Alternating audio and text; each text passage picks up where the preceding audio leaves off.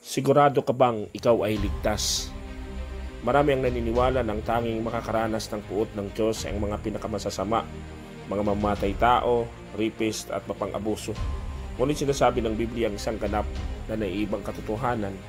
Kapag binasa mo ang madalas na hindi pinapansin na bersikulong ito, maaring magugulat ka sa matutuklasan mo na maraming itinuturing na mabubuting tao, kabilang ang mga nagdarasal, nagsisimba at tinatawag ang kanilang sarili bilang Kristiyano ay kabilang na pala sa mga hinatulan. Maaari ka bang isa sa kanila? Maaari mo bang hindi mamalayang ikaw ay patungo sa walang hanggang kapahamakan habang iniisip mong ikaw ay ligtas? Hindi ito isang mensaheng pangkaraniwang. Ito ay isang panawagan upang magising ka sa katotohanan.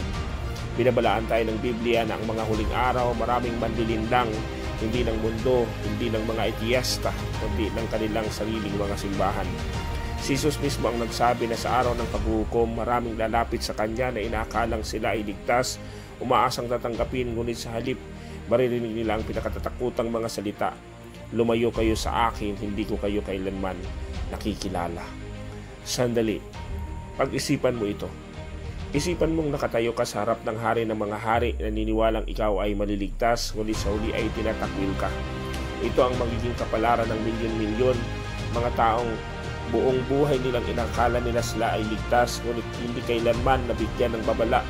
Mga taong sinasabihang sapat na ang basta maniwala, ngunit hindi iyon ang tinuturo ng Biblia. Sa halip, malinaw nitong inilalahat kung sino ang tiyak na haharap sa walang hanggang kaparusahan, at ngayon ilalantad natin ang listahang ito. Bago tayo magpatuloy, itanong mo muna sa iyong sarili, totoo ba ang gusto mong malaman ang katotohanan? Sapagkat kapag narinig mo ito, hindi mo na ito maaaring baliwalain. Ang katotohanan ito ay magpapabago sa lahat. Paano mo titignan ang iyong sarili, ang iyong pananampalataya at ang pundasyon ng iyong paniniwala. At ang mga talatang halos hindi pinapangaral sa maraming simbahan ay matatagpuan sa Pahayag chapter 21 verse 8. Ngunit sa mga duwag, sa mga hindi sumasampalataya, sa mga karumaldumal, sa mga mamatay tao, sa mga nakikiapid, sa mga mangkukulam, sa mga sumasamba sa Diyos-Diyosan, at sa lahat ng sinungaling, ang kanilang bahagi ay sa lawa ng nag-aapoy na asupri. Ito ang ikalawang kamatayan. Napansin mo ba kung paano ito nagsimula? Hindi sa mga mamatay tao, masasamang tao, kundi sa mga duwag. Ilang bisis ka nang nananahimik, ngunit alam mong dapat kang magsalita. Ilang bisis mo nang hindi pinagtatanggol ang katotohanan dahil natatakot kang husgahan. Ilang bisis mo nang pinalalampas ang pagkakataong ipangaral ang salita ng Diyos para lamang makisama sa iba. Ang pagiging duwag sa harap ng katotohanan ng Diyos ay isang kasalanan, at ayon sa talatang ito ay maaaring magdala sa iyo ng walang hanggang kapahamakan. At ano naman ang tungkol sa mga hindi sumasampalataya? Hindi lang ito tumutukoy sa mga tiyesta, kundi pati sa mga nagsasabing naniniwala sila sa Diyos, ngunit nabubuhay na parang hindi siya umiiral. Sila ang mga taong pumupunta sa simbahan tuwing linggo, ngunit hindi lubos na sumusunod kay Kristo. Pinipili nilang kung anong bahagi ng Biblia ang kanilang tatanggapin at tatanggihan ng hindi nila gusto. Kasama rin sa listahan ito ang mga karumaldumal, mga nakikiapid at mga mangkukulam. Mga taong iniisip ng mga bagay tulad ng horoscope, tarot cards at spiritual na ritual ay walang masama. Ngunit sinasabi ng Diyos, lahat ng gumagawa ng mga bagay na ito at hindi nagsisisi ay nakatakdang mapahamak. At pagkatapos ang mga sumasamba sa Diyos-Diyosan at lahat ng sinungaling. Ilan sa mga sumasamba ngayon sa pera, kapangyarihan o kasikatan, ilan ang nagpapanggap na tagasunod ni Kristo ngunit namumuhay sa panlilin lang. Ang Diyos ay hindi gumagawa ng paghahati sa pagitan ng malalaking kasinungalingan at maliliit na kasinungalingan. Lahat ay sinungaling, lahat ng sinungaling ay hahatulan. Hindi ito isang paalala lamang, ito isang tiyak na hatol ng Diyos tungkol sa kanilang magiging hantungan, ang lawa ng apoy.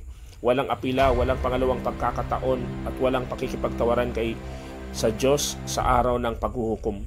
Kaya bakit bihirang ipangaral ang talatang ito? Bakit maraming simbahan ang iniiwasan ng ganitong katotohanan? Sapagkat ito ay hindi komportable, sapagkat pinipilit ng modernong pananampalataya na gawing madali ang kaligtasan. Ng paniniwala lamang ay sapat kahit walang pagsisisi at pagbabago ng buhay. Ngunit si Jesus mismo ang nagsabi na mas marami ang mapapahamak kaysa sa maliligtas. Pumasok kayo sa makipot na pintuan sapagkat maluwang ang pintuan at malapad ang daang patungo sa kapahamakan at marami ang dumadaan doon. Mateo Kapitulo 7, versikulo 13. Ang daan patungo sa kapahamakan ay malawak dahil ito ay madali. Ngunit ang daang patungo sa buhay ay makitid, isang daan ng pagsuko, pagsunod at tunay na pagbabago. Ngayon ang tanong ay ito, nasaan ka sa dalawang daang ito? Narinig mo ng katotohanan, alam mo na kung ano sinasabi ng salita ng Diyos, ngunit ang tanong, namumuhay ka ba ayon dito o naniniwala ka na sapat na ang bastang maniwala? Ito ay usapin ng walang hanggang kapalaran. Ng araw tatayo ka sa harapan ng Diyos at magbibigay ng ulat tungkol sa iyong buhay. Ano ang gagawin mo ngayon? Palalampasin mo ba ito at babaliwalain o haharapin mo ang katotohanang magsisi at magbalik loob sa Diyos bago mahuli ang lahat? Ang oras ay nauubos na, ang katotohanan ay dapat marinig.